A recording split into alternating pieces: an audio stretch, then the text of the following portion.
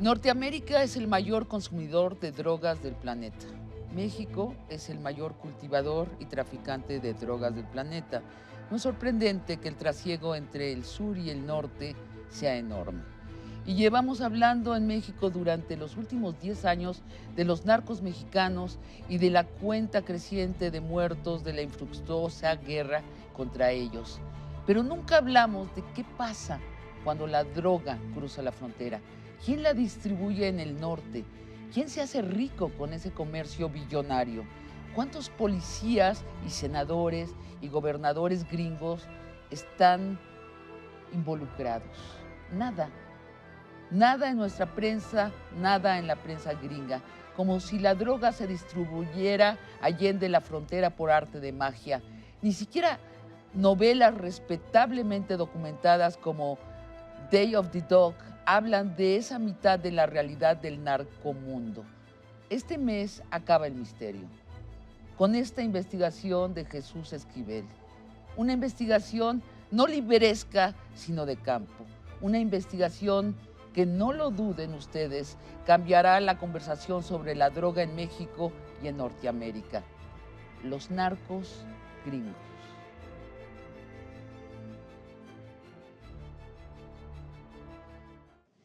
Hola Jesús, tu libro está caliente, está verdaderamente fascinante, está destinado a cambiar la conversación sobre el narcotráfico de los dos lados de la frontera.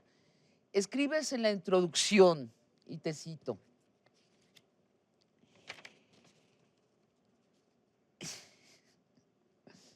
el gobierno de Estados Unidos ha ocultado a sus narcos. Y más adelante escribes: sí hay un John Smith narco y blanco.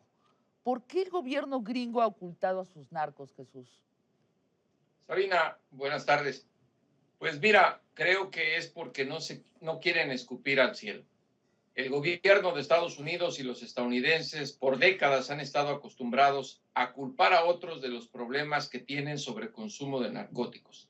En el Congreso Federal de los Estados Unidos, en la Casa Blanca, en el Departamento de Estado, en el Departamento de Justicia y hasta en el Pentágono, están acostumbrados a mirar al sur de sus fronteras y señalar a los colombianos, a los bolivianos, a los peruanos, centroamericanos y ahora sobre todo a los mexicanos como responsables de este problema que tienen de consumir drogas. A ver, Jesús, pero estás hablando de Estados Unidos como si fuera un bloque, como si el gobierno tuviera control de su prensa. ¿Por qué la prensa gringa, que se precia de ser una prensa meticulosa, curiosa, con investigaciones, no se interesa por sus narcos y sí por los nuestros? De los nuestros sí escribe, sí Mira, habla. decir que la prensa estadounidense no ha escrito del problema creo que sería injusto. Ujú. Más bien creo que son los grandes medios de comunicación de Estados Unidos los que no se han hecho cargo de este problema. Periódicos como The New York Times, The Washington Post, The Wall Street Journal, Los Angeles Times han publicado grandes reportajes, pero sobre el narcotráfico fuera de sus fronteras. Exacto. Pero los periódicos locales en ciudades, te diré, como El Paso, como Nogales, Mm. sí han dedicado amplios espacios y casi todos los días publican en sus interiores notas pequeñas de estadounidenses que son detenidos, procesados y sentenciados por traficar drogas.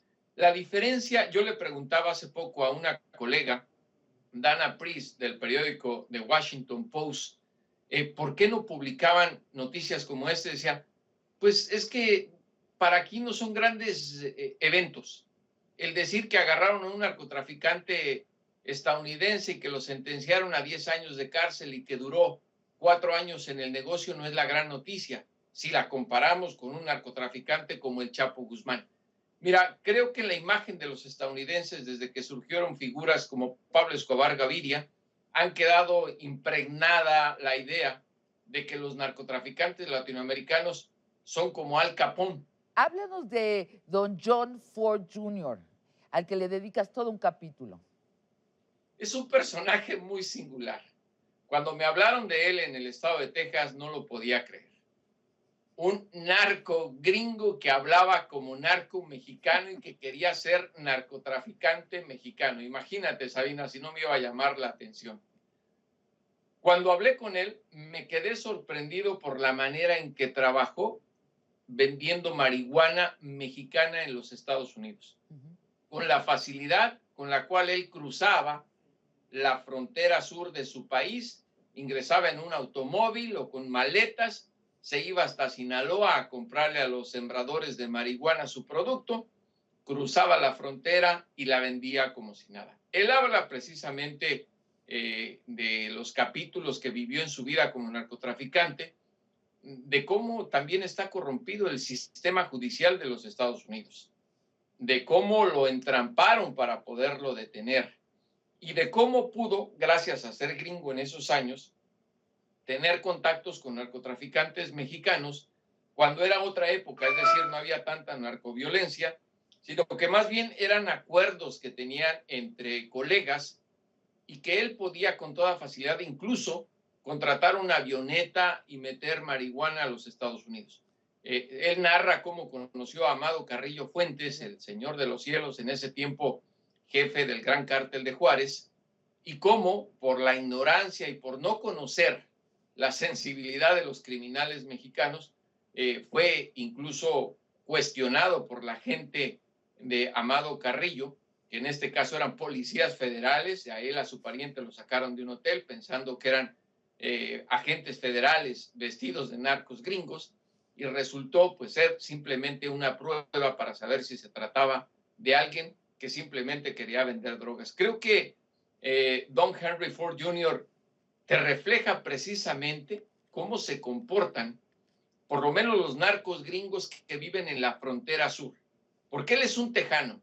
Él, la verdad, cuando lo vi por primera vez en fotografía y me hablaron de él, pensé que era el tipo, el personaje del comercial de los cigarros Marlboro que salía en la televisión, porque así parece. Un tipo que además lo he consultado con algunas mujeres que cuando era joven decían bastante guapo. ¿Quién iba a sospechar que era un narco? Y mira lo que son las cosas. Estuvo en prisión, se escapó, volvió a ser detenido, lo sentenciaron a varios años de cárcel porque el vender drogas es delito federal, le quitaron absolutamente todo lo que ganó en las drogas, se lo gastó en mujeres, como dice él, en México, porque vivió en México, y ahora es un ejemplo de lo que le pasa a un narco gringo.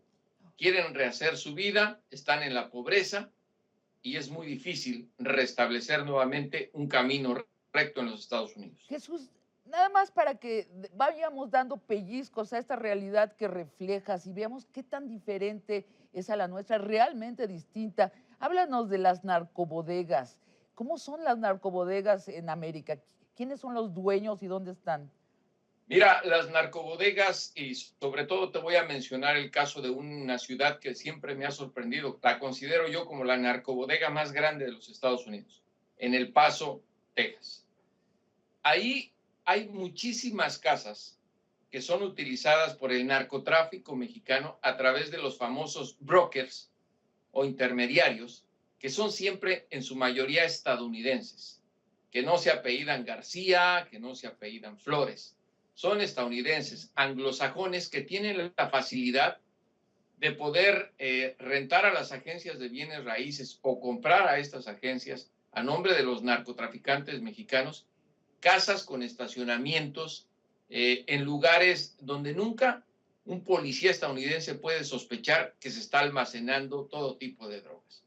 Lo que hacen es, con dinero en efectivo, rentar, por ejemplo, hasta 3 meses una casa familiar en un barrio de clase media bien, le cierran las cortinas, por la noche llegan las personas que lo rentan, los narcotraficantes, almacenan la droga, que después será llevada a otra ciudad de los Estados Unidos. Es decir, donde se ubican las narcobodegas son puntos satélites para distribuir los narcóticos a sus destinos finales, ya sea la costa este o la costa oeste. Precisamente en ese sentido, un capítulo espectacularmente interesante, las narcas güeras. Cuéntanos de estas narcas de pelo güero, de ojos azules, que van en su camioneta con sus niños, que pasan por Disneylandia. Cuéntanos de ellas. Pues mira, creo que es uno de los capítulos en los cuales yo me divertí muchísimo escribiéndolo, porque cuando los agentes federales como Oscar Hagelsieff de ICE me contaron acerca de esto, no lo podía creer, porque la participación de estas narcas gringas tiene que ver con lo que existe en la sociedad de los Estados Unidos, que es el racismo y un perfil de quiénes son los narcos para los estadounidenses blancos y afroamericanos. Pues mira, todos los narcotraficantes mexicanos tienen un solo propósito con exportar drogas a Estados Unidos: conseguir dólares en efectivo. Claro. Cuando se venden en Estados Unidos esas drogas, ese dinero tiene que llegar a México. Y si es en efectivo, mejor. Entonces, la pregunta es lógica: ¿quién baja ese dinero? Claro, por eso dices la bajada. Ajá. La ¿Quién bajada baja del dinero, sí. a la frontera sur de los Estados Unidos o a la frontera norte de México? Los narcotraficantes mexicanos son demasiado listos para la justicia de los Estados Unidos y sobre todo para la mexicana, no hablemos de la mexicana. Ellos saben que para levantar menos sospechas tienen que buscar a alguien que no provoque esa tentación de los policías federales. ¿Y qué mejor que una mujer gringa, blanca, de ojos azules, rubia, mamá de niños de unos 28 a 35 años, a bordo de una minivan que se va de vacaciones? El trabajo es muy sencillo. A través de estadounidenses, otra vez entran los brokers o intermediarios, porque imagínate, no puede un narco de Sinaloa acercarse a una gringa de 30 años mamá porque le va a causar terror. Tiene que ser un blanco también el que la contrata. Se acerca y le dice, claro. A ver, señora, ¿se quiere ganar $10,000, por dar un ejemplo, y ganarse esta minivan? Obviamente, con las necesidades económicas y con un poquito de ambición, llama la atención y les pregunto, ¿qué tengo que hacer? Manejar e irse de vacaciones con sus niños, pero con sus niños. ¿Qué va a hacer? Mire, le vamos a dar este plan de viaje. Usted va a llevarse sus maletas de sus hijos y la suya con su ropa, va a llevar comida para los niños, les va a llevar la leche en los asientos especiales para los niños, los va a sentar y usted va a salir, digamos, de Washington, ¿saben? Y se va a ir haciendo paradas hasta Atlanta. Usted va a manejar tantas horas este día, se va a hospedar en este hotel. Al llegar a ese hotel, usted va a dejar la camioneta abierta. Alguien va a poner una maleta a la cual usted ni siquiera va a tocar. Y bueno, el viaje sigue hasta Atlanta, se va parando en los hoteles que le indican, le dan un mapa. Y cuando llega a su destino final, la maleta que le colocaron a la salida desaparece. Esa maleta está llena de dólares en efectivo.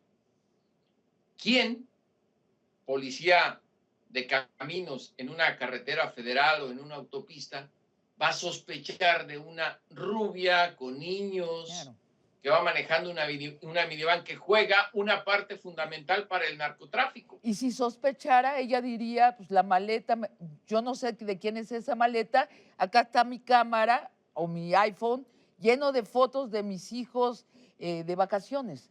Así es como funciona. Y además revisan, no hay huellas mías, claro, yo me hospedé en este hotel, yo me paré en tal lugar, comí en tal restaurante. Pueden hacer una revisión y ella queda libre de sospecha.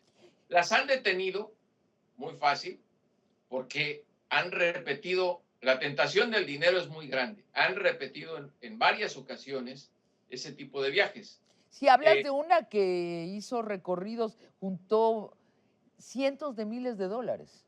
Cientos, millones de dólares. Porque imagínate, ha habido casos de este tipo de mujeres que han hecho hasta más de 30 veces el viaje desde Boston a El Paso, Texas. Impresionante. Jesús Esquivel, no te vayas. Este libro que has escrito, que estás por publicar, es demasiado importante y fascinante para no pedirte una segunda mitad de esta entrevista. Dejemos pasar una semana y transmitimos la mitad de la entrevista en este canal el mismo horario el próximo miércoles.